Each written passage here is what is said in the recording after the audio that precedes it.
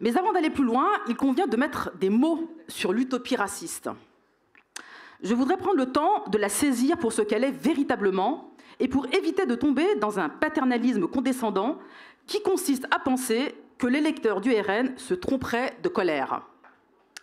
Ce que je veux dire, ce que je veux ici, c'est éviter de le déresponsabiliser et le prendre pour une simple victime. Certes, il a été maintes fois trahi. Certes, il est méprisé.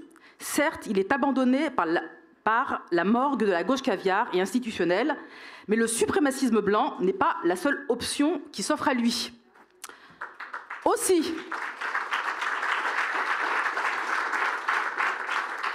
en tant qu'être humain, libre, au sens sartrien du terme, il est responsable et comptable de ses choix. Tout comme Martin Luther King, l'électeur du RN a un rêve. Son rêve, c'est celui d'une France blanche, débarrassée de ses indigènes. Il a le droit de faire ce rêve, mais pas de s'affranchir de ses responsabilités, car ce rêve, dans ses conséquences ultimes, et je dis bien ultimes, est au pire un rêve de déportation, voire de génocide, au mieux un rêve plantationnaire, fait de maîtres et d'esclaves. Le premier de ces rêves est pour le moment impossible à réaliser pour deux raisons. La première est une question de moyens. On ne déporte pas des millions de personnes en claquant des doigts. La deuxième, et les dirigeants d'extrême droite le savent, le patronat français a besoin d'une main-d'œuvre abondante et mal payée. Nous savons tous que la fasciste italienne Meloni a régularisé plusieurs dizaines de milliers de sans-papiers, malgré sa promesse d'une Italie blanche et civilisée. Des centaines de milliers. 350 000, je crois. 450 000. C'est énorme. Mais le rêve plantationnaire aussi n'est pas réalisable dans l'immédiat. En Europe occidentale, on ne peut plus avoir de main-d'œuvre complètement gratuite.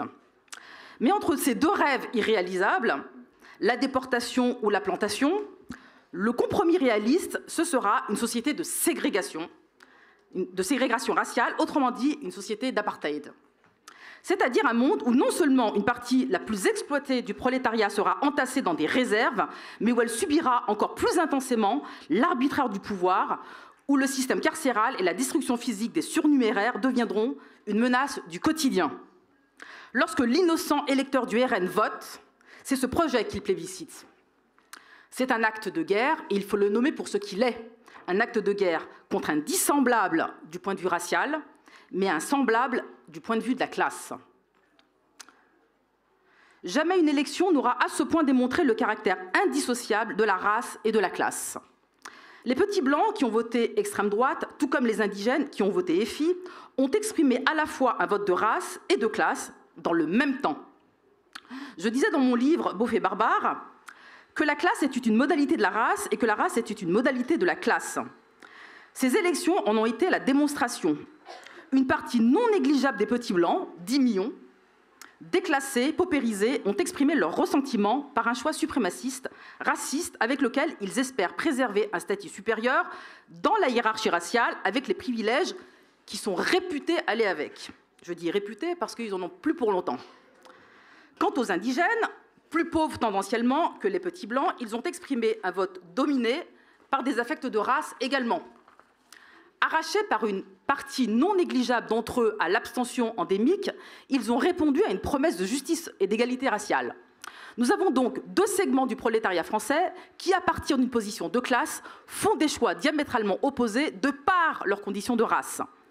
De telle manière qu'on peut dire que de part et d'autre du clivage racial, il existe une lutte des races côté indigène qui vient renforcer la lutte des classes et donc renforcer le pôle de la gauche de rupture, et une lutte de race côté blanc, petit blanc, qui vient non seulement affaiblir la lutte de classe, mais qui vient même la saboter au profit de la collaboration de classe entre le bloc bourgeois et une partie du prolétariat blanc.